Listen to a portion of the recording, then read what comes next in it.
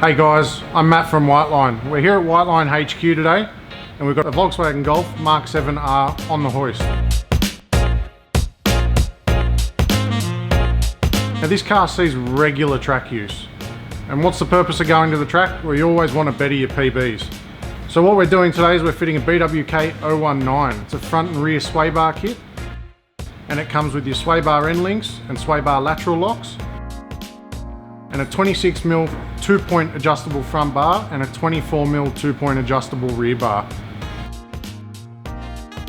The reason we make our sway bars adjustable is so that you can dial out any understeer or oversteer that you might have on the day. That's all dependent on atmospheric conditions, tyres, tyre grip, tyre temperatures, track conditions, all of that sort of thing. Wet, dry, that all makes a difference. So what we're doing today with the car, we've fitted that up. And the car's going to go back to the track now with a lot better stability through the middle of the corner.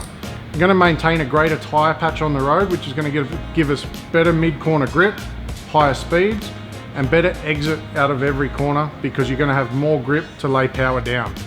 So a couple other things with this car, it's also been fitted with our KTA 262 lower control arms. They're made from aluminium.